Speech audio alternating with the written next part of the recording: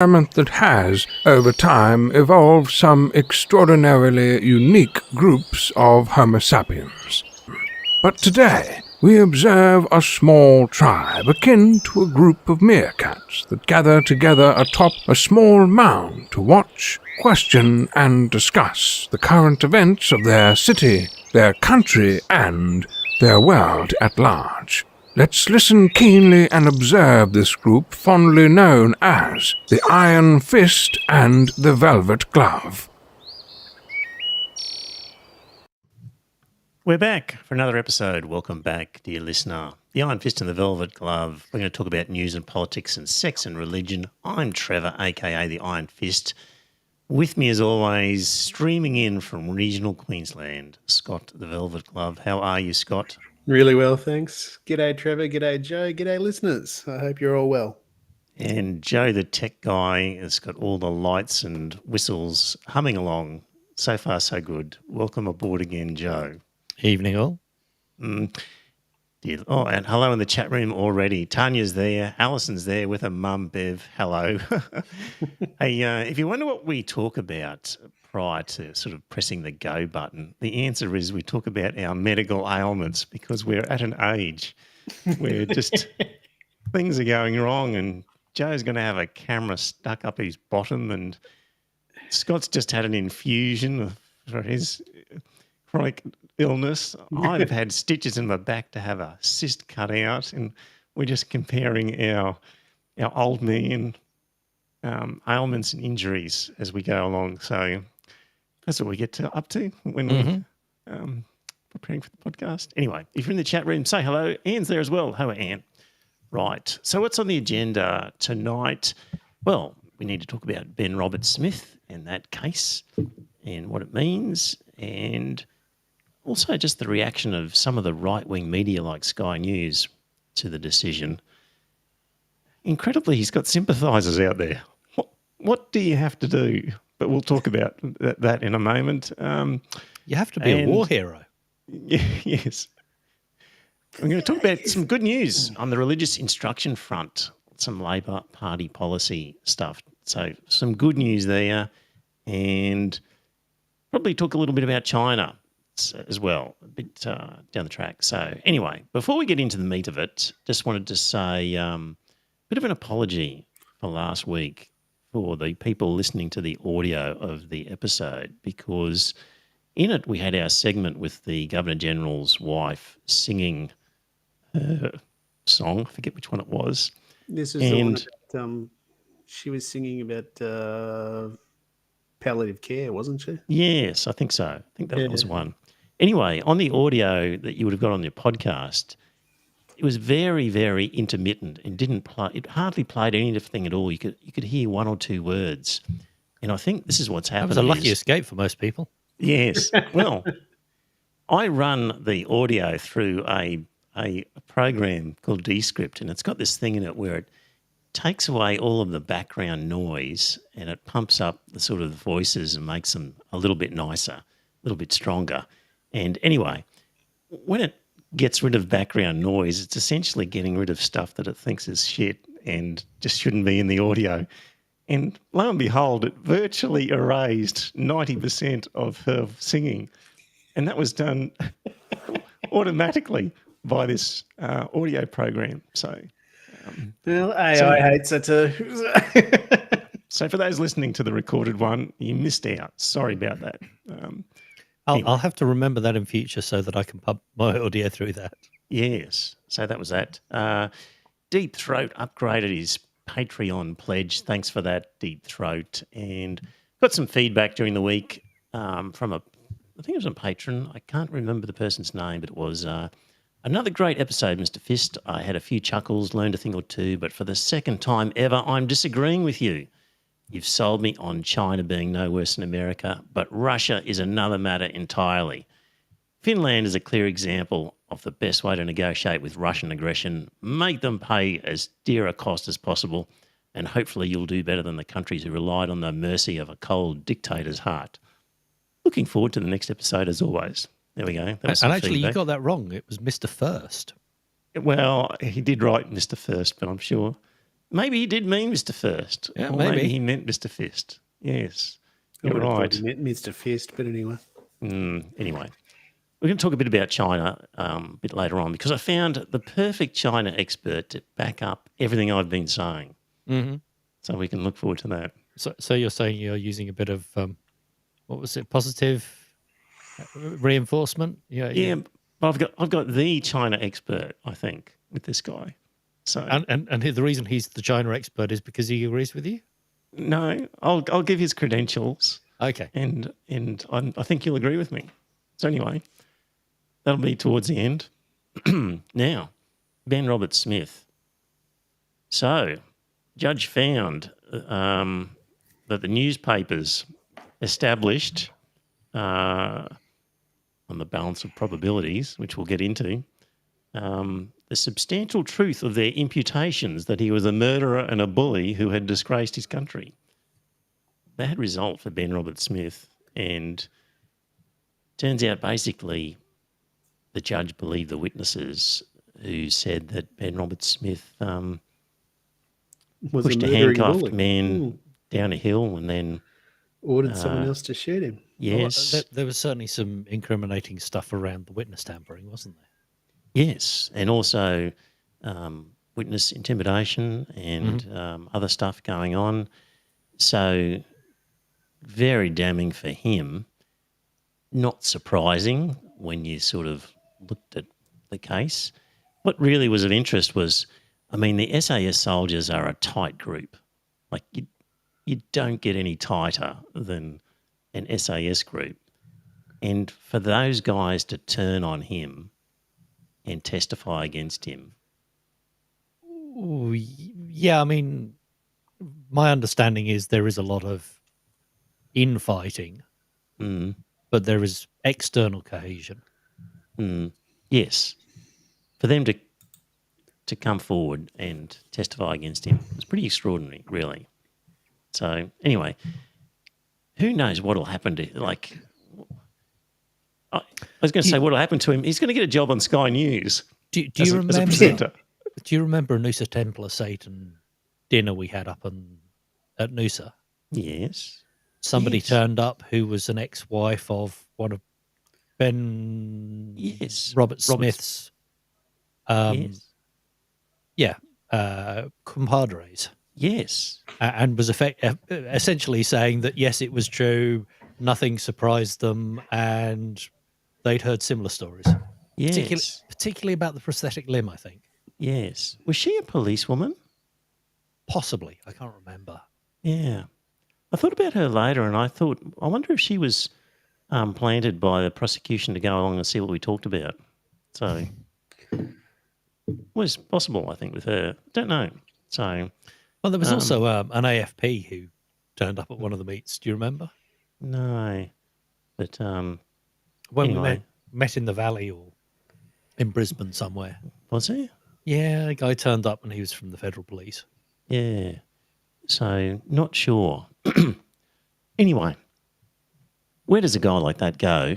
And I joked before that, well, Scott, the War Memorial currently has a Ben Roberts-Smith display, and Ben Roberts-Smith currently holds the Victoria Cross. Do you He think does. anything should happen in respect of those two things? I think it all depends on what happens with the war crimes that they're investigating him for. If he is actually charged, and if he's convicted on that sort of thing, then I think they should at least strip him of the medal. I think that the Victoria Cross should be taken off him. And then I think the War Memorial will be quite within its rights to possibly maintain its. It depends how vindictive they want to be. If they don't wish to be vindictive, then I think they should pull him out and throw his uniforms in the boxes. If they wanted to be vindictive, then I would keep the display there, but actually write something up about what he'd actually done, and then they can have something there that said this man was accused and found guilty of these crimes. If it And was a true war memorial, exactly, they would do that. that is what they would do, is they would say, here's a display of the disgraced Ben Roberts-Smith. Here is what he did. This is what our troops have been guilty of. And shame, shame, shame. But that's never going to happen in this war memorial because it's run to glorify war in the sense of they've turned it into almost they're turning it into a theme park attraction, loading in boys' toys of all sorts in there for people to marvel at military weapons and ooh and ah over shiny metal killing machines. So ideally, keep the display, but use it as a true sort of teaching tool. That it's not all fun and games in war, and Australia's guilty of some atrocities, thanks to Ben Roberts-Smith. But it'll never happen. We're incapable of that honesty.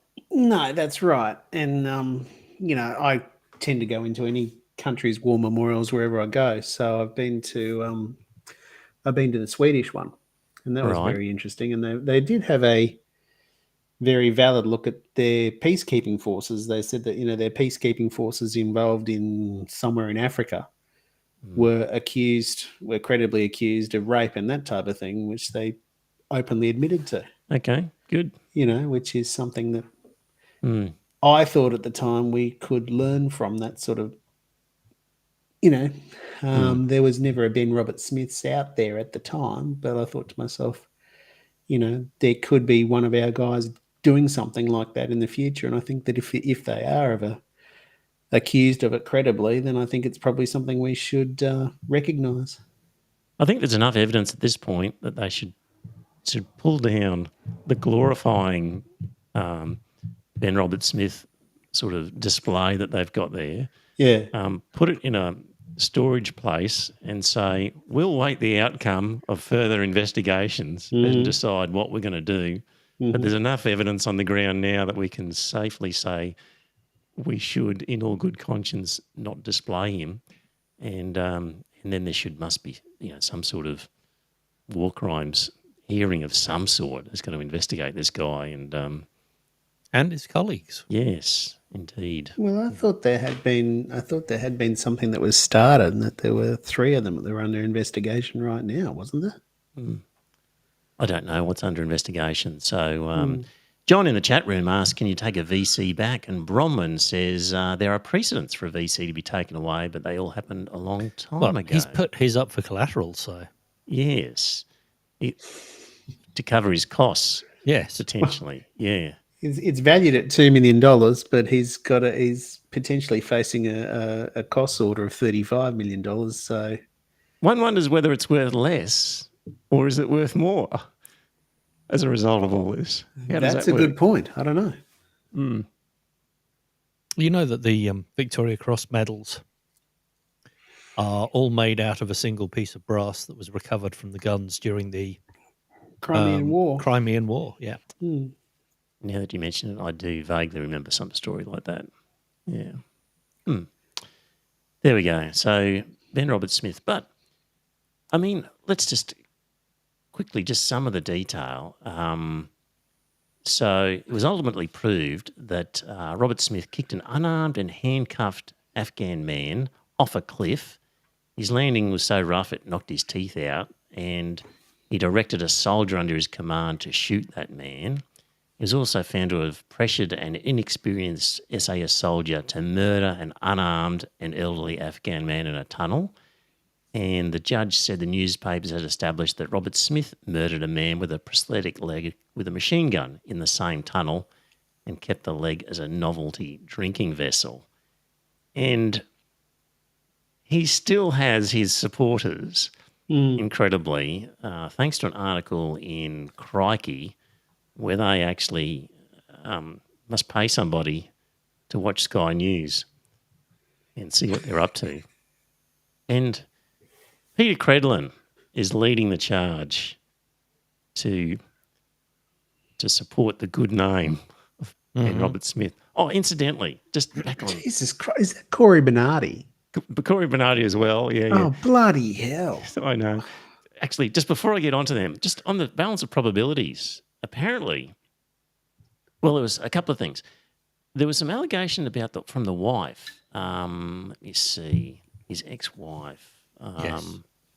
That wasn't proven, and Because she was unreliable. yes, that was not proven.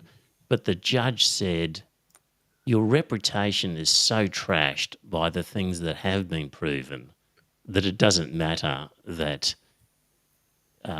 this other particular matter is potentially defamatory and unproven, because the things you have been found to have committed Yeah, considerably worse. have totally trashed your reputation, so it doesn't matter. And the other thing was that the balance of probabilities, like you often hear that in a criminal case you must establish guilt beyond reasonable doubt. Mhm. And in a civil case, it is on the balance of probabilities. But apparently, There's another level, which I Yes. discovered, which was more likely than not. okay, There was a midway between beyond reasonable doubt and balance of probability. okay. Well, this case highlighted that there's a thing called the Brigginshaw standard, which is basically the more serious the allegation, then the higher the standard on the balance of probabilities that is required. So if you are accusing somebody of a relatively minor misdemeanor, balance of probabilities standard might be lower than if you were accusing somebody of murdering innocent Afghan people. So Yeah, I mean, What I was- heard about defamation per se, which was you've been accused of something that was so hideous that that automatically your reputation would be tarnished. So, somebody could say something slanderous about you, but you'd have to prove that it caused damage. But there are certain things that if you were alleged to be, that would automatically reduce you in the eyes of your peers. So in this case, the judge can adjust the balance according to the gravity of the allegations. The more serious the claims, and it doesn't get more serious than murder, then the higher the bar. So yes, it was on the balance of probabilities, but it was a quite high bar of balance of probabilities because of the serious nature of the allegations. So anyway, so that's relevant because Peter Credlin is supporting Ben Roberts-Smith, and so hosing down the significance of the historic judgment and casting doubt on the reporting that led there. So Credlin is leading the charge. You know, I was in the swimming pool the other day at the unit at Coolangatta, and one of the elderly people that I'm friendly there with said he really likes Peter Credlin. And I just went, okay. I didn't go any further. I just couldn't.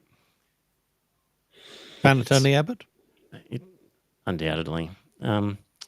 So she's saying, well, the judgment was just a civil law matter, lower burden of proof, and it wasn't a war crime tribunal. So Yet. go easy on Ben Roberts-Smith is what Peter It's not Credlin's saying. yet a war crime tribunal. Yes.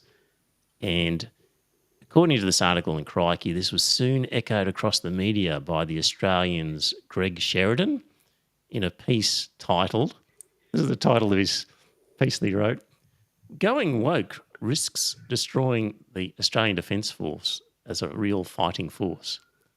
Oh, for God's sake. Yep. Credlin wrote that even a criminal conviction wouldn't be enough for her, as the real fault for alleged crimes such as murdering a person under control fell with the Australian government and military bureaucracy. Quote, plainly, a succession of risk-averse governments and military hierarchies expected too much of the SAS and the commandos, whose extraordinary level of skill and professionalism was thought to render them less likely to suffer casualties than normal infantry, she wrote. Corey Bernardi took this argument a step further by declaring he cares nothing for the alleged crimes of Ben Roberts-Smith. He cited the trauma experienced by SAS soldiers as why Roberts-Smith shouldn't be held responsible for his behaviour.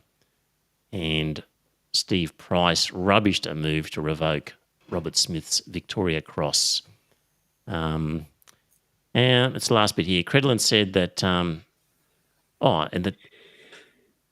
there were lots of comments on her written piece, and she said that the positive comments towards Roberts-Smith in the comments section of her articles proved the public was on the veteran's side. Well, So, I was at dinner on Saturday night with a mate of mine, and he was not on Robert Smith's side. mm, You know, he felt that it was a risky move that he actually took, and what he should have done was, when the papers first published that stuff, he should have said, "Look, you can think what you like about me, but I know in my heart of hearts I've done nothing wrong," and stepped away from the camera. mm, And all these idiots that are still on his side now would have been on his side back then, and they would have just moved on with it. But he wanted to take the journos to task. It's blowing up in his face. mm. There was a period there of successful defamation actions, and I think people got the feeling that this was an easy way to make money, Yeah. and it'll all seem too hard to defend, and that newspapers and television shows will pay up rather than defend. And it's something like $30 million in legal fees. It's $35 million was what I saw today. They won't get all of it back. You never get all No. your fees. You know, it's one of those things like, even if they do get a cost order against him and that sort of stuff, well, You don't get all of them. he won't be able to pay it back. Yeah. And you know, the solicitors are going to continue to get their money. So the only ones who win out of this is the solicitors. Well, say a similar story was around, a fresh story of a similar type, where the media group knew they had a strong, proof, but they knew that they had somebody with financial backing who could take them on. Even if you knew you were going to win, you'd probably just back off from doing it, because the manpower and angst in your corporation just running this rock show for all these years, enormously draining on your organisation for one story. Like, they'll just resort to cheaper, easier stuff rather than tackle the hard stuff. Even, I think Chris Masters, who was one of the journalists involved, said something like that, was like, it's a victory, but it's such a painful victory that it'll still scare off investigative journalism. Why would you do it if you can be dragged through a court for so many years on such an expensive exercise? And the other thing is, what they call it now, it's called discovery in the States. It's something else over here. Discovering the documents, yeah. Yeah, but I mean, you really don't want to have to turn over reams of documents about your internal business. Yep. Yeah. So, Well, not with what they would have had to discover. With Discovery and everything else on Robert Smith's, if that was all public, then that would have been enough to actually put me off taking any sort of court action. I'll put my hand up. I thought to myself when they first published the articles and that sort of stuff, I looked at them very warily and that sort of stuff. I thought to myself, nah, they're just trying to take him down. But as the case went on, I thought to myself, bloody hell, that sounds pretty bad. And then as the judgments come down and that sort of stuff, I thought to myself, okay, they were right to continue. Yeah. Australia's involvement in all of these theatres of war, the mental just trashing of lots of young men is just the whole cost of the exercise is just enormous. So many damaged people coming out of that. In the chat room, Alison says they should change where he is pointing an invisible gun in the war memorial to pointing it at his foot. Good one, yes. Yeah. And Bronwyn says, I can only conclude Robert Smith is a psychopath who thought he could get away with bullying the media. He knew what he did. I think you're right there. Psychopath would be a good description for him. So it just astounds me that support of a guy like that is divided on political lines. Hard right nutters at Sky, Credlins, the Corey Bernardis, Price are coming out in favour of this guy. There'll be nobody on the left I remember coming out in favour of it. back in probably the 90s, there was an active duty IRA cell that was shot and killed by the SAS in Gibraltar. And there was lots of hand-wringing about it. But this wasn't unarmed civilians. This was a group of terrorists who were on their way to plant a bomb. Mm-hmm. And they were unarmed at the time. They didn't actually have the bomb on them. But I don't think it was as clear-cut as this is. Yeah, this was captured civilians. Prisoners of war. Yeah. Yes, captured people, yes, whose guilt or innocence was yet to be determined, yes. Yeah. But they were no danger. No. And there was no obvious, it wasn't I thought they were armed. These people were detained. Yeah. Terrible culture in that. That guy that was kicked off that cliff was in handcuffs, wasn't he? Yeah, that's what they said. Yeah.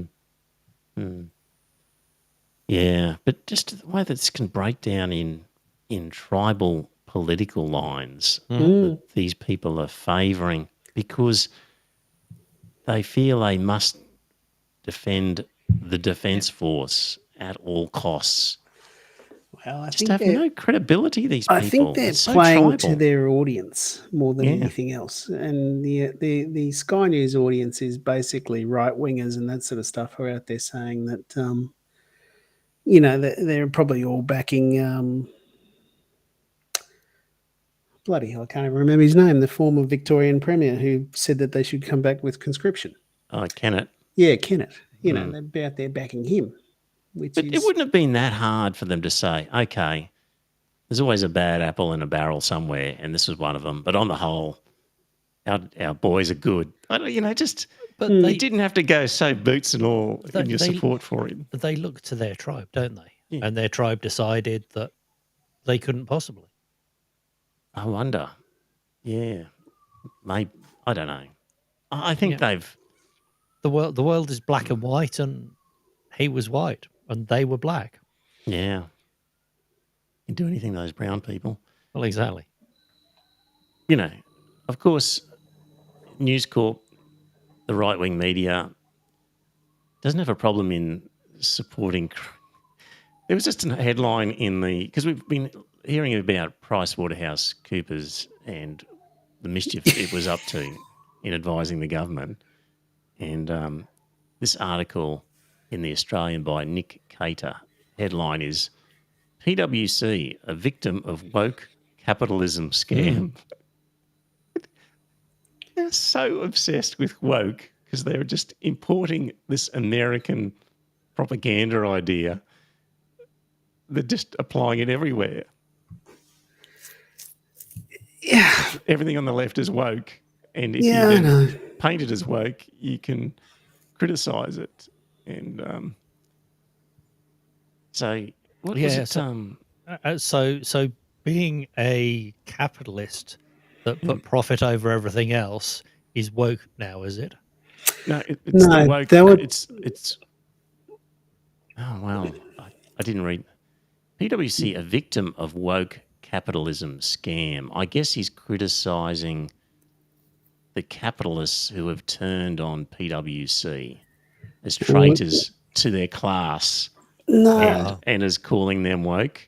Yeah, perhaps? he was also, the bit I read of it, which was in the lower part below the crease, was the report of the Bud Light and that sort of stuff in the US and how Right. it had lost its market capitalization because of its support for a transgendered person. Only it Yeah, didn't, but yes. yeah, we did that story with the guy shooting the Bud Light. Yeah, Mm. so yeah, you know, they just love to throw the word woke at things, and even as I mentioned before, what was his name?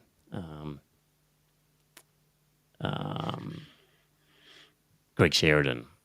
Yes. Yeah, going woke risks destroying the ADF as a real fighting force. They just keep latching onto these ideas and trotting them out, and it's just a smaller and smaller group of people, hopefully, who have nothing better to do except watch Sky News and read The Australian all day, who are falling for this. And hopefully they're just growing older and dying because none of the young people are falling for this. Surely. Okay. Moving on. Let's talk some religious stuff. Utah primary schools ban the Bible for vulgarity and violence. So upset. So, a school district in the US state of Utah has removed the Bible from elementary and middle schools for containing vulgarity and violence, following a complaint from a parent that the King James Bible has material unsuitable for children. And this relates to Utah's Republican government passing a law last year banning pornographic or indecent books from schools. And that was always a risk of a backfire. So the group who kicked this off, Utah Parents United, have put out a release that said, "We appreciate this Christian news article's perspective on the Bible ban. This is retaliation. It is sad when religious texts are used as weapons in a culture war." They really don't get irony, do they? No. So it's happening in a few different states over there where they're basically creating laws because they're wanting to ban books, and they just never stop to think, oops, hang on a minute, there's some pretty crazy stuff in that Bible. They're trying to ban books that challenge anything that is not heteronormative. Yes. And so this is, effectively what it's been put in place for, is because there's, My Two Dads book for small children, which, oh my God, we can't have the normalization of gay parents. And that's what these laws were put in place to prevent. And people have obviously gone, well, your Bible's a fairly shitty morality tale. People don't understand. Bob Johnson, the father of a primary school student in the Davis School District, told CBS News that he opposes the Bible's removal. Quote, "I can't think of what's in the Bible that you would have to take out of it. It's not like there's pictures in it," he said. Says someone who's never read a Bible in his life. That's right. The ironic thing, isn't it, that the non-religious atheists often know the Bible way better than the religious ones do. Yeah. Still on religious news, here in Queensland, wait for this, dear listener. There was an ALP state conference in Mackay, and from the Sunshine Coast district, one of our listeners is involved in this. They managed to get through a motion which was passed as a resolution that religious instruction be removed from lesson time to lunchtime or before or after school. Alternatively, that non-participating students continue with learning the curriculum. So either put it before or after school or during lunch, or alternatively, if people are going to take RI, the class keeps going and those kids miss out. That was part of a block of 170 resolutions that was passed unanimously at the Labor State Conference in Mackay. So all factions, left, right, middle, whatever other ones are there, all agreed to these 170. And when they were sort of introducing the block of 170 resolutions, saying, well, here it is, there's 170 of them, the person doing that picked out 3 of the resolutions for special mention, and this religious instruction resolution was one of those three. So people knew it was there, and so that's good news that it's actually officially part of Queensland Labor sort of policy, I guess. And now it's up to the Parliament to actually pass laws that match its policy. So there's no guarantee that'll happen. Well, exactly. But it's a really, really good move. Great to see it God, yeah. happen. It was brilliant. Yes. So I think I remember a story about voluntary assisted dying Yeah. got That- through in Queensland through a conference like this because it was put on the agenda, but it was put way down the bottom of the agenda, Yes. and they thought that they'd never actually get to it. So they agreed to put it on the agenda because they thought it wouldn't actually be discussed, and they ended up rattling through so many agenda topics that they got to it, and it ended up getting passed. That was voluntary assisted dying. So well done to the people involved. Don't know that you want me mentioning your name on this podcast, so I won't. But well done. Really, really good work. And when you're next running for Parliament, I will be up there handing out pamphlets on your behalf to help out, and we'll be rustling up assistance for you. So, all right. That was really good. Really good move. That's Queensland Labor. That was good news. Do you want the bad news? Federal Labor. is not secular. So, so there's going to be a national conference for federal Labor, and what they do is they put forward a draft national platform for discussion. And according to the Rationalist Society, this was released for consultation, and basically the previous wording included the word secular. So it used to have universal, free and secular public education as part of federal Labor policy. And for some unknown reason, Labor's removed universal, free and secular out of the wording and watered it down.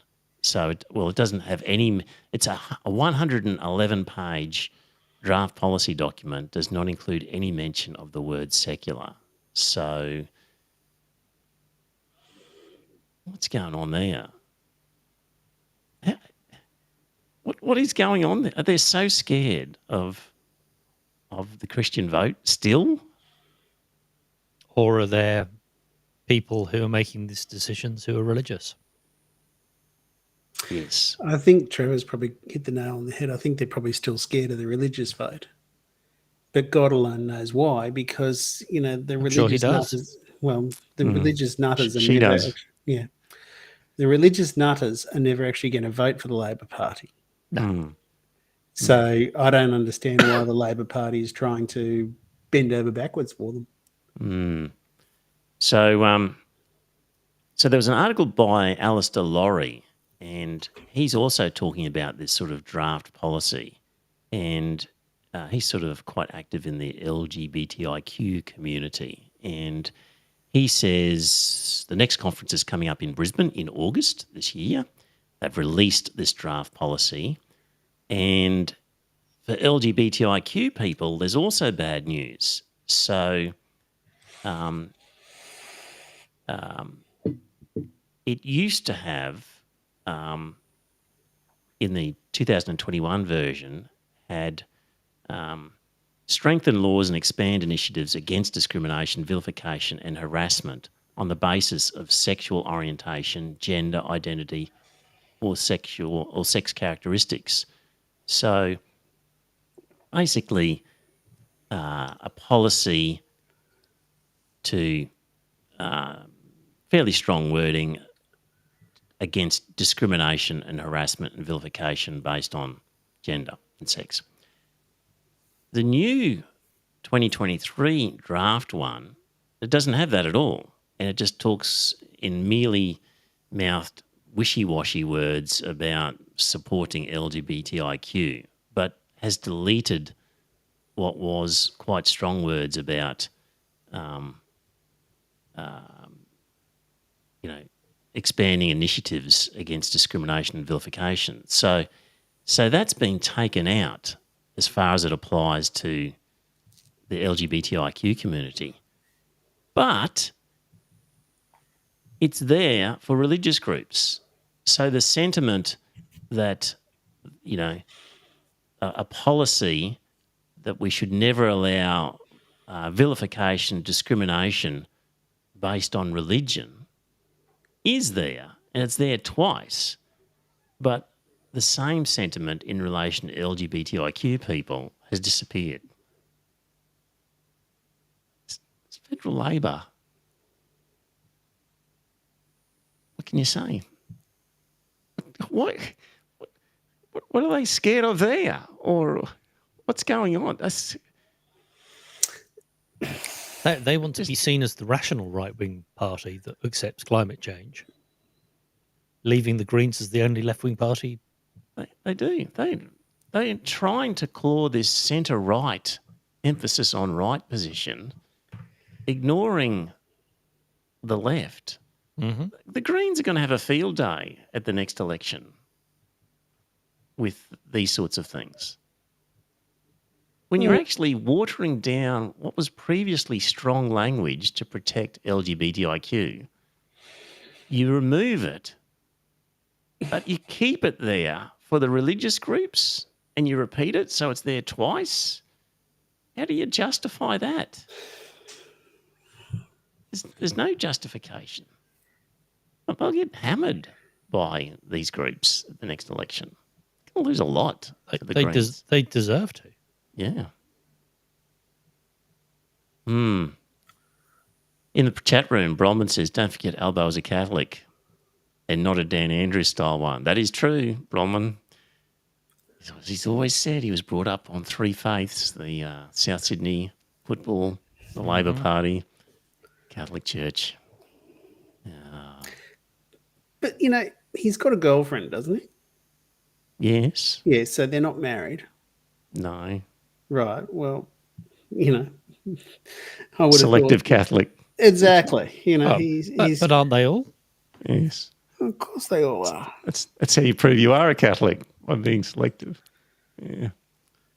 Probably doesn't eat fish on a Friday either. Yeah. He really worries me, Albo. There's just a lot of him being, the Kyle Sandilands wedding, just the way he tries to be a bit of the everyman sort of persona with journos and people now. More of an everyman than Scotty was, but Yeah. He's more, but he's playing it up. He's more, I don't think he's a great deep thinker on these things. He's not. He's anyway. It's one of those real tragedies that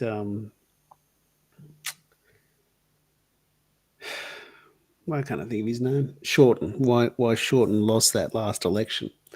Because he actually took a very policy-heavy manifesto to the public. Yeah. He had it all lined up there with, there could be no doubt what we were voting for. He couldn't sell it. He couldn't sell it. Yeah. And All right. now we've got, this lily-livered little weak man who's out there trying to prove that he can be more right-wing than Scott Morrison. Yeah. Just You signing up to all this AUKUS stuff, watering down this other stuff. It's yeah, not I know. It's really, refusing to change tax laws. Just yeah. what's the point of being there? God, what is the point? Anyway, it wouldn't be an episode if we didn't talk about The Voice, and this is a news poll on The Voice, and I've got what we had previously from Essential Poll. So Essential, which is the one that we normally talk about when it comes to The Voice and polls, started off 65 in favour and is now down to 59. This one from News Poll, back in February, 56% was saying yes, and that is now down to 46, according to Newspoll, if you can trust Newspoll. Is Newspoll News Limited? Don't know who owns it, but it certainly appears in the News Corp stable of outlets. So, in terms of so that's a significant drop in support. 46, 43, and 11 don't knows in terms of percentages. Just the breakdown, as you'd expect, Greens more likely than the coalition to be in favour of a yes vote. Females slightly more in favour than males. Older people less likely to be in favour than younger people. In the regions, it's the metropolitan people who are voting yes. In the regions, more likely to say no. And they had an education category here. So university-educated people, 56% yes, 35% no. But if they did not have any tertiary qualifications, then it was just 41% yes and 45% no. Not really a surprise there. That's just sort of the breakdown is pretty much what we'd expect. But the whole thing seems to be tightening up a bit. Sorry, did you want to look at that again? Or Well, no, the age, you've got 18 to 34s, 65% in favour. 35 to 49, 53% in favour. 50 to 64 down to 33%. And those that are 65 and older, it's 30%. So it's one of those things. I just think that it's a big factor. It is. I don't think there's anything you can do about it, though. No. No, You've also got a few more don't knows in the 18 to 35-year-old category. So consistently, overall anyway, the don't knows are 11% according to this poll. So there's still room for this to go the other way. It's not over the line by any means. So we'll see where that ends up. But let's say that half of that breaks in either direction, then you're still going to end up with 51% in favour, and then you've got 49% opposed. Now, you don't know what it's going to. This is presumably a national poll, so you could end up with a majority yes across the whole country, but not in a majority of states. See how it pans out. Exactly. Okay. All right, so that's the latest news poll on that. Where are we up to? 8:17. Bronwyn said Newspoll is owned by YouGov. British Polling Company. Thank you, Bronwyn. Okay. Newspoll are generally well respected when it comes to sort of voting intentions, etc., as much as any polling company is, I think. So... but there's sort of a fair difference between them and curious with their name, given that they would use poll. Yeah. But anyway, take polls with a grain of salt, especially that poll. Like when Donald Trump got elected, the polls did not show it. Brexit. There were situations where people felt like if they were to answer truthfully that they liked Donald Trump or they were in favour of Brexit, that they would be frowned upon by the pollster.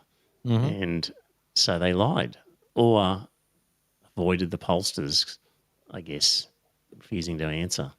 And we got very much a distorted response. And this is the sort of topic that is ripe for that same sort of situation. Yep. Very much so. I was talking last week about, just the global south and how, and this was to do with Russia.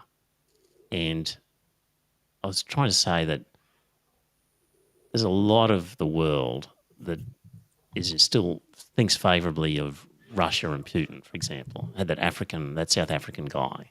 And I was sort of talking about multipolar world, and there's just a significant lot of people who don't think how we think in the West. And that sort of correlates with the issue of I'm just going to share my screen here because I forgot to put it on the PowerPoint. This, if you can see it, is a map of the world, and there's countries in green there highlighted, and they're all countries that recognise Palestine. And that sort of division where you've got Australia, New Zealand, North America, Europe, the West, if you like, on the one side, is also that sort of pro-Russian divide as well. That's the kind of... Sweden? Yeah, Sweden stands out in Europe. There would be exceptions within that, but that sort of broad stroke is how the world is dividing up on a number of issues. And things most of like... Eastern Europe too. Yeah. So quite a significant number of people or number of countries, 100... of the 139 out of 193. There's 193 member states of the United Nations, and 72% recognise the state of Palestine. So Mexico was the most recent. But I was about to say none on the Security Council, but of course Russia is. Yes. As it's China. You got the PRC and the Russians on the permanent members of the Security Council. So, I think the tide's really turned against the state of Israel for a lot of people over the last 5 years. Just increasingly, these scenes you see of what's happened to the Palestinians, it's just look at you go, with all sympathy to what happened to the Jews in the Holocaust and Second World War, the situation that it's at the moment is not a good one. So I think they're just increasingly losing support. You don't agree, Scott? No, I think you're right. It's it's if you look at that map there, it very clearly shows that the majority of the world is on the side of the Palestinians. It's the only thing that I would say against that is does anyone honestly believe that if the PLO was as well armed as the Israeli Defense Force, would they stop? Would they show the same level of restraint the Israeli Defense Force has, or would they drive the Jews into the Mediterranean Sea? It'd be a mess, no doubt. Yeah. It'd be awful. Yeah. That would not be good. No, it wouldn't be good. But it's just... I agree with you. What the Israelis are doing to the Palestinians is wrong. Yeah. Anyway, that's a split up of the world that we're going to see on a lot of topics over the years to come, is kind of in line with what we're seeing there on that map there. So Essential Lord Don says, did Trevor write the article below what the West gets wrong about China? You're looking at my notes on the screen there. Yes. You're supposed to be looking at the map, Essential Lord Don. So the answer is... your fault for showing it off. Yeah, it is, isn't it? So the answer is no, I did not write the article, but I'm going to now hit you with a whole bunch of clips that I threatened to do earlier, because it's time to talk China. China. Okay. Let me just... like a bull in a china shop. Yeah, that's it. Let me just bring this across so I can give my introductory remarks. So I came across this guy called John Thornton. You guys ever heard of John Thornton? Only what you've mentioned of him. Right, okay. All right. According to the writer of this particular piece, Thornton is probably the single American who best knows the Chinese system. That's a big statement to start with. This is the claim that John Thornton, who we've never heard of before, is probably the single American who best knows the Chinese system. He is a personal friend of most of the Chinese leadership, including Xi Jinping. In 2003, he became the first non-Chinese full professor at, is it Tsinghua University? Since the establishment of the PRC. You're thinking, okay, communist lefty, must be. He's also one of America's foremost business leaders, having been co-president of Goldman Sachs. That gives him some right-wing credentials. And seating on the boards of companies such as Ford, Intel, ICBC, China Unicorn, IMG, B-Sky-B, DirecTV, and News Corp.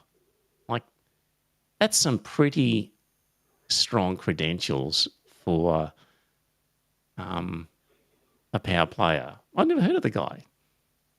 I thought that's a really interesting CV. So this is going to take a little while. And this is the final topic that we're going to talk about, is what he had to say on a range of things. So I'm going to go through some of these clips and see what you guys think of what he had to say. So just to sort of beef up his credentials of how close he is to Xi Jinping, I'll play this one here to start with.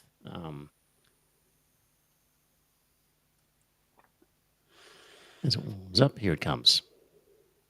To the extent that any external people or even internal people can have an impact on the Chinese system and the evolution of the Chinese politics and all that, for sure you'll have more influence. You've got the relationship and you've built the trust. I once had in 2007, Xi Jinping for a short period of time was party secretary of Shanghai.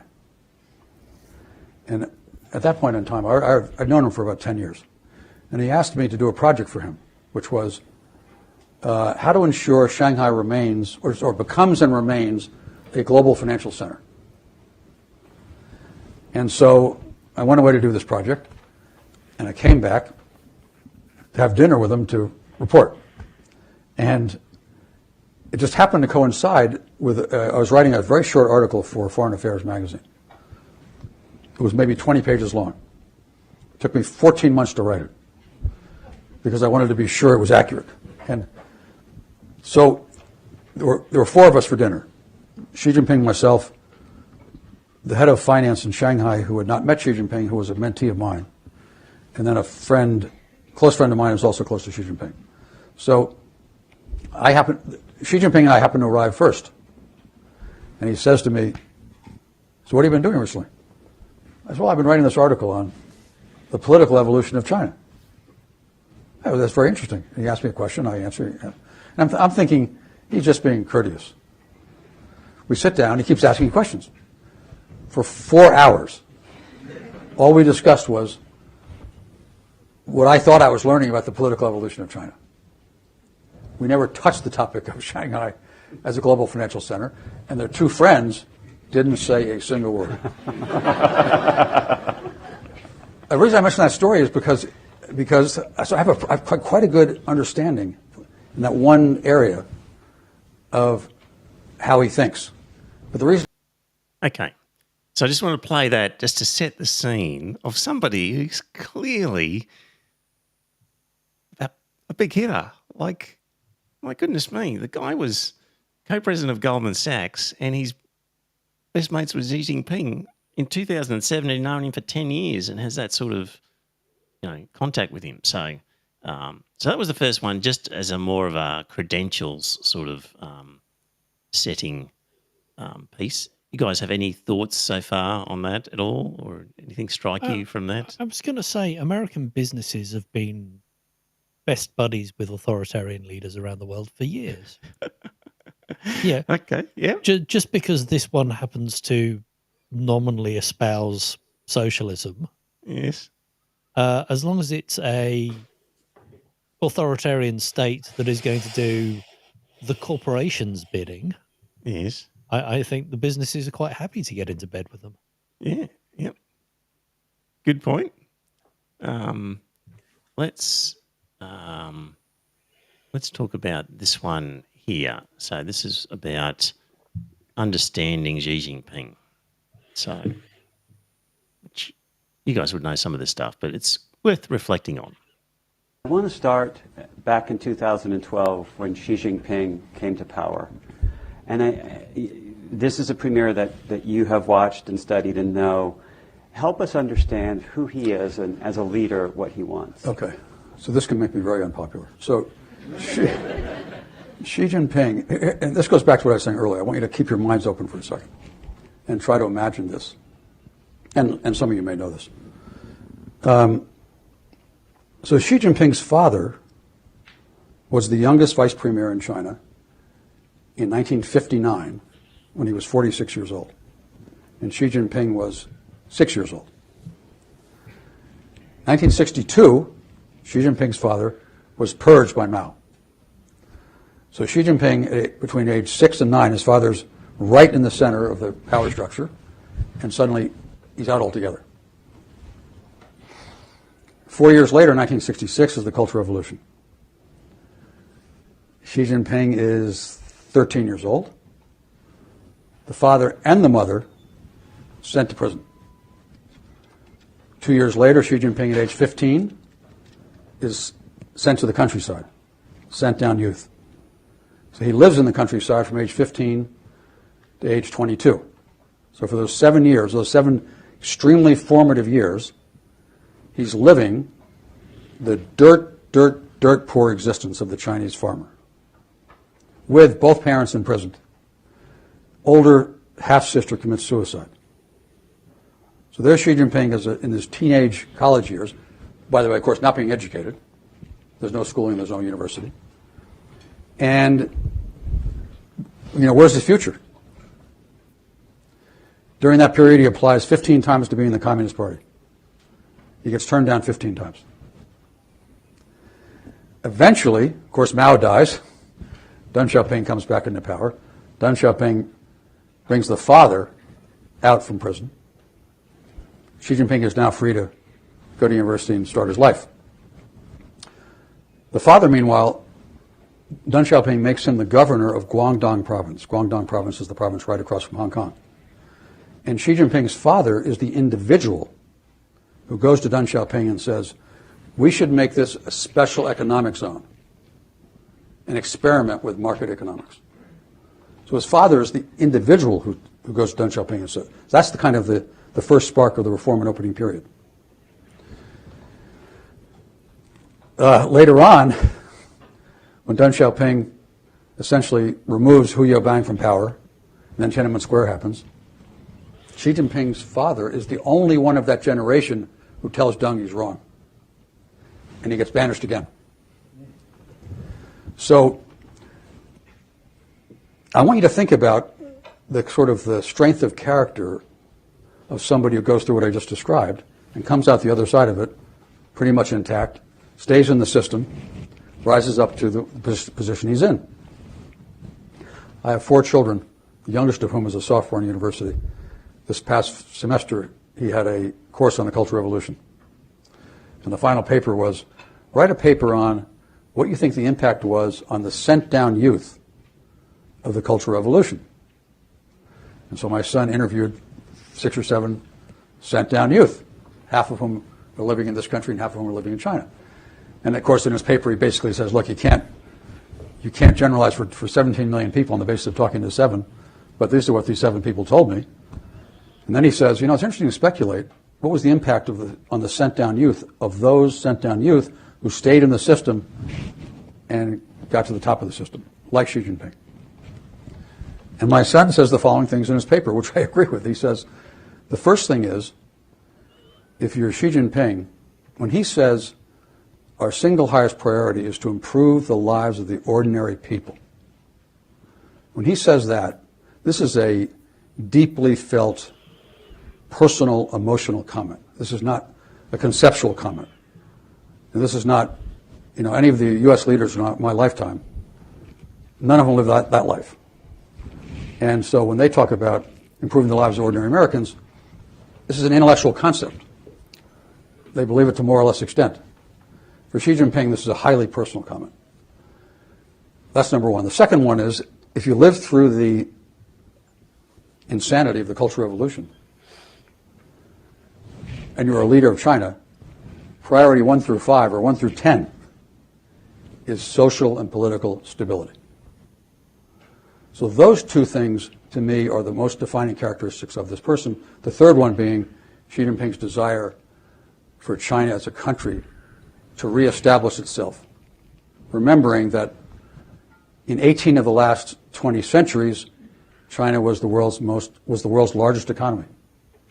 It's only in the last 2 centuries, 19th and 20th, where it wasn't so. So in the Chinese mind, they're reestablishing the norm. They're not sort of in Graham Allison's phase, coming into a pre-existing system and upsetting it. Any thoughts on that? I don't disagree with what he said. Like, I agree with the history and that sort of stuff. It makes sense compared to what I've learned from podcasts and all that sort of stuff about Xi's life. He was right there, with the Cultural Revolution. He really did get kicked around, and he had to live a dirt poor existence for a number of years. It was only once Mao died and that sort of stuff, and his father got pulled out of prison, that he could actually start his life. He's had a life experience that none of the American leaders have had. That's I for agree. sure. So, It doesn't give him the right to invade Taiwan, though. But no, but he doesn't have to invade. It's Sorry? just already he doesn't have to. It's already part of China, as far as he's concerned. as far as he's concerned, it's part of China. But the reality is, it's not part of China. What about Tibet then? So Yeah. yeah. Well, I just thought it interesting. 3 things: poverty, addressing that, stability, and re-establishing of the norm. I do think he missed out one other one. Yes, President for life. president for life. Yeah, well, Which Yeah. is all No his. no, it's all about power. It's all about him maintaining the status quo of China and all that type of thing. And you have, Mm. No doubt he's got his own ego. Oh, for sure, he'd have Mm. to. I don't think anyone would ever make themselves president for life that didn't have an ego. In the chat room, Bronwyn said, I've been scanning Thornton's Wikipedia article and he has some other rather concerning friendships, in inverted commas, with the likes of Donald Trump and Steve Bannon. That's what I think Bronwyn makes this guy interesting, is that he's clearly part of the right, or he's got friends in the right. He's a fan of authoritarians, full stop. Well, there you go. Yes. So it's not like he's a card-carrying lefty who's coming out with a lot of stuff which will be quite positive about China.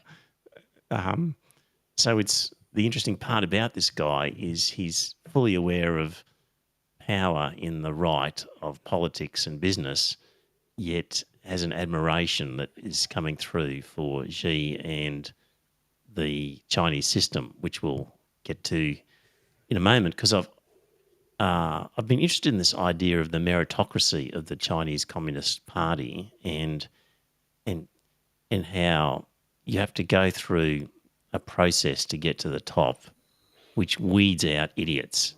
Whereas in our system, and in particularly it seems the American system, has almost become a system designed to filter out good people and only allow idiots in. Is that because they're writing poetry to get into the civil service? The communist poetry that we mentioned last week. Is that what you mean? No. Oh.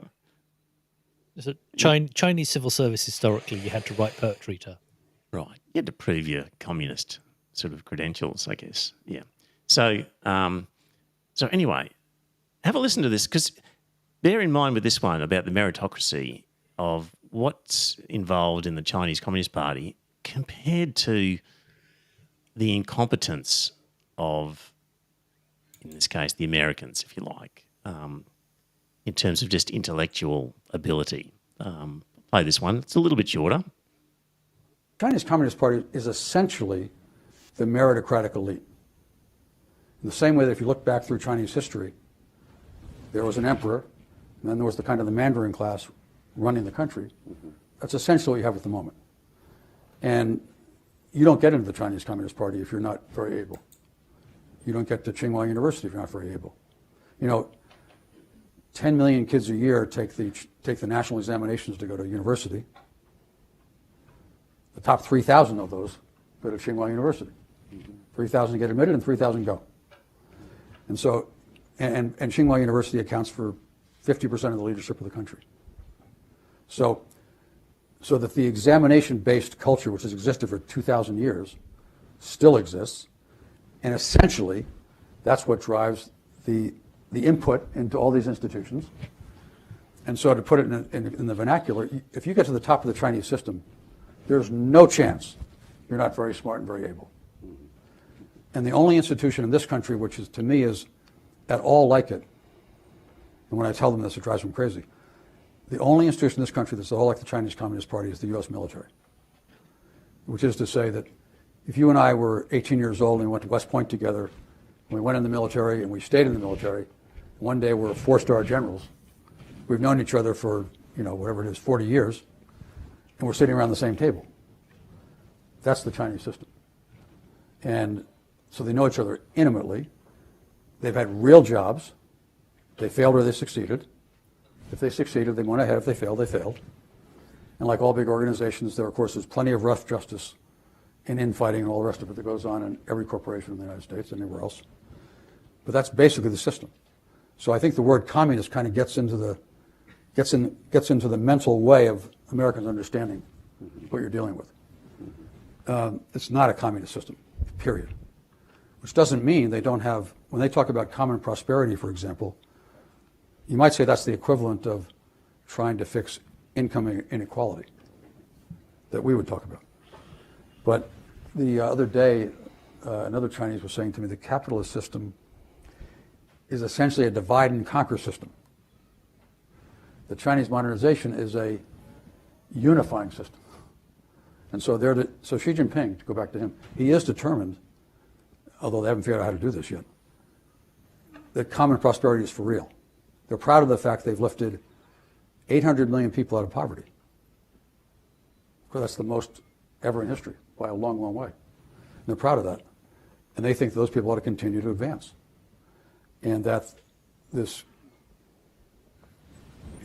big, big differences between the wealthy and the poor is too much. Mm-hmm. Mm-hmm. And that's why you see them sort of cracking down now on some of that. I just find this interesting insight. I think this guy knows what he's talking about, and I think it's just an interesting insight into how the Chinese system, it's quite different, but it works for them. And we don't get enough of this in our mainstream media, so I think it's, valuable. I've got a bunch of others, but I won't run you through all of them, except to say that in one of the clips, he describes that John Kerry, former US state of presidential Secretary candidate of State, wasn't he? Yeah, and he had a senior role. Yeah. He was in a meeting with Xi Jinping, and Ping said, "Hey, I've got this idea," and he described the Belt and Road system. And John Kerry said, "Oh, that's a good idea. Can we join you and do that with you?" And Xi Jinping said, "Yeah, sure, no problem."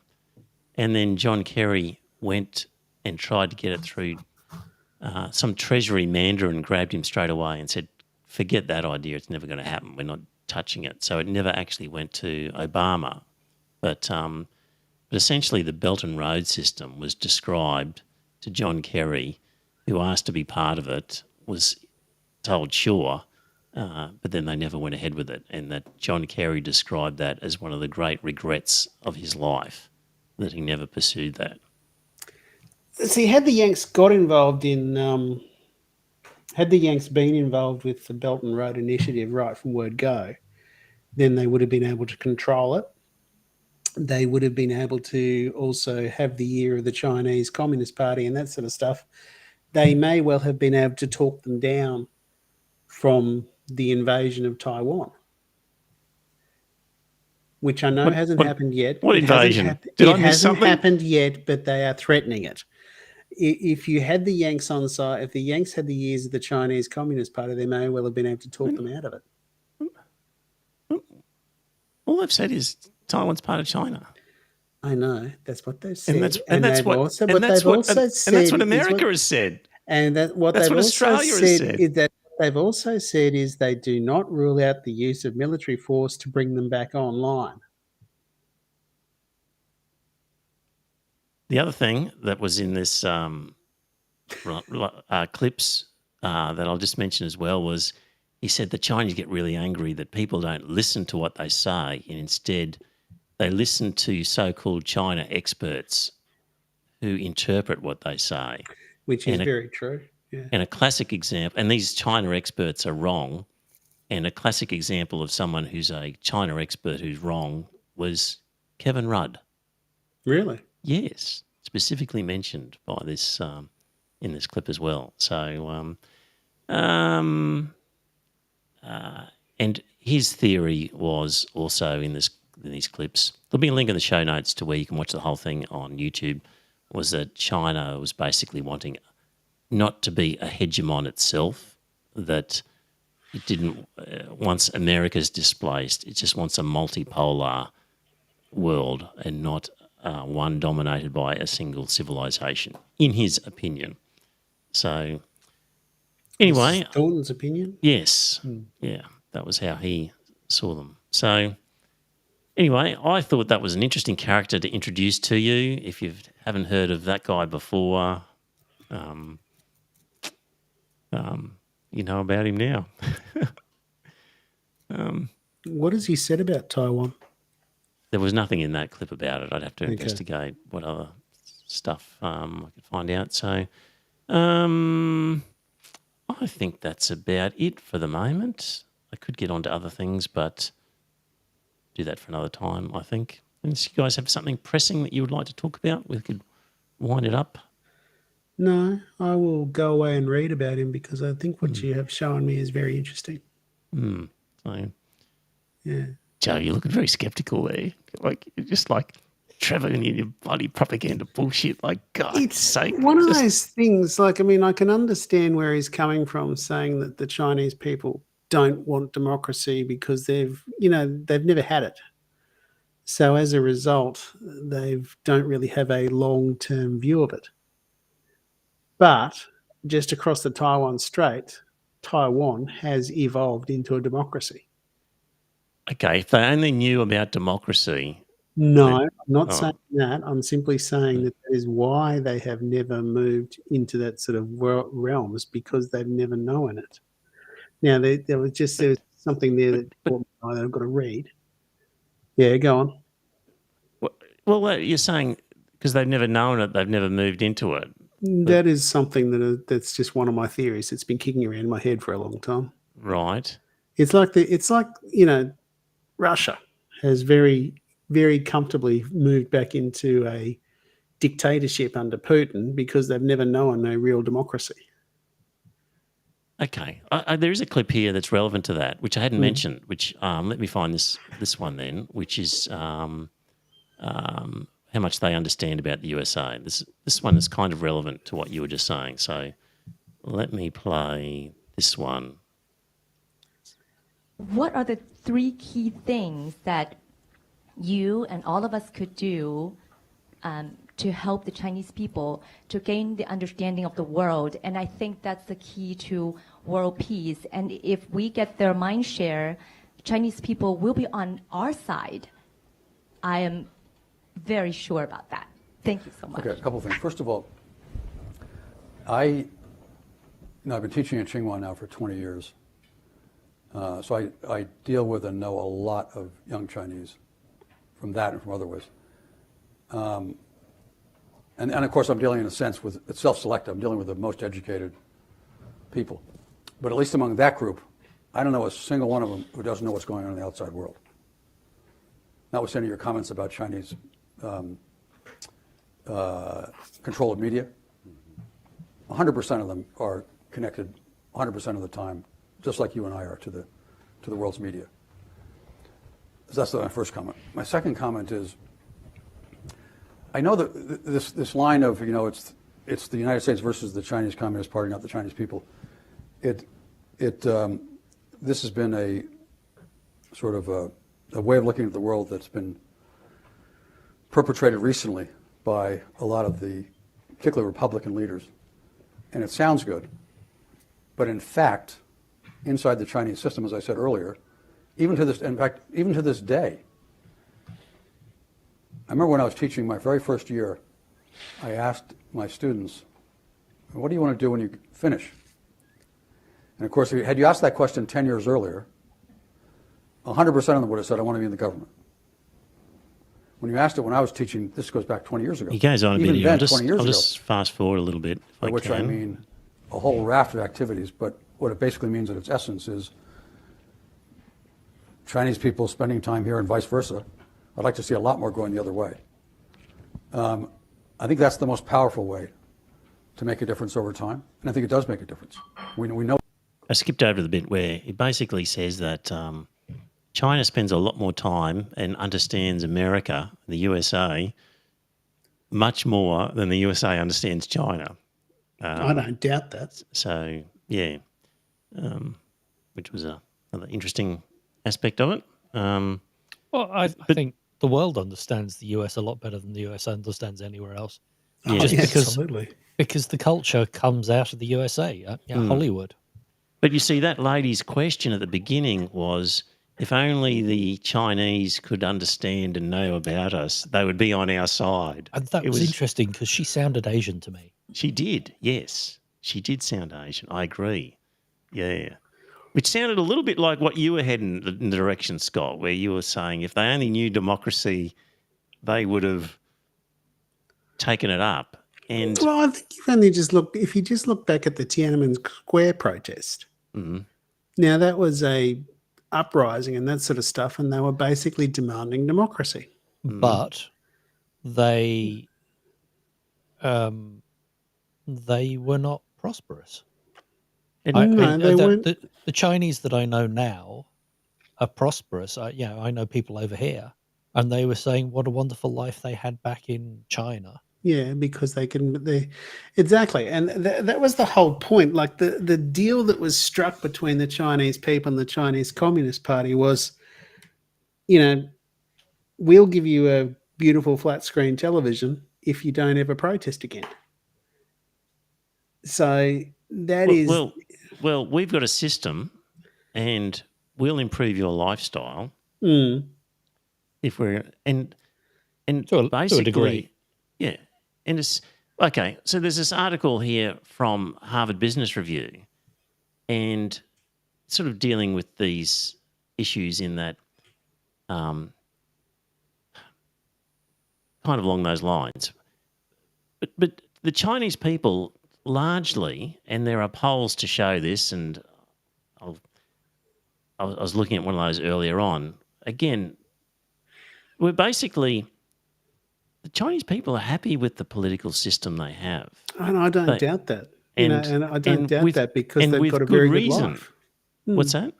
I don't doubt that because they've got a very good life. Yeah, and to them, okay, it's not democracy as we know it, and it's authoritarian, but that doesn't make it illegitimate in their eyes. And I agree. Yeah, and the other one was that people have assumed that economics and democracy are two sides of the same coin, that successful economies go with democracies, and that is not necessarily the case. So they don't have to go hand in hand.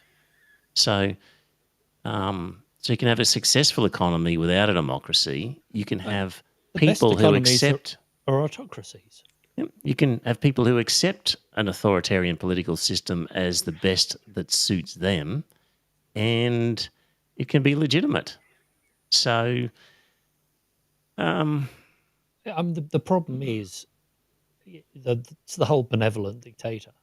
The best form of government is a benevolent dictator because they make good decisions. They're not worried about a re-election. They're making long-term strategic decisions. But the problem is all benevolent dictators in the end become despots. And it's all about personal gain rather than the betterment of the people.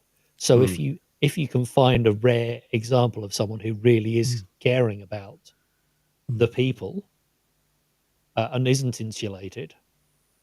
Our problem is our democracies are achieving the same result for the oligarchs at the moment. Yes. So so with donation laws and other factors in play, our democracies Have become corrupt. are rewarding an unelected dictatorship Yes. at the same time. So they're not democracies, really, Yes. because they don't reflect the will of the people. Yes. Just because you're holding an election gives the pretense of a democracy. But if the substance isn't there, you don't have one. So, yeah. Bit like Labour and the Liberals on secularism. Yes. There we go. All food for thought, dear listener. Just trying to expand our ways of thinking about the world. So, hope you enjoyed that little look at China and its way of thinking from a guy who's got an interesting CV. Right. Well, that's definitely it. Done and dusted. We'll be back next week to talk about stuff. Got to do a book review again soon. Got to talk to Paul about that. Meanwhile, have a good week. Talk to you next week. Bye for now. And it's a good night from me. And it's a good night from him.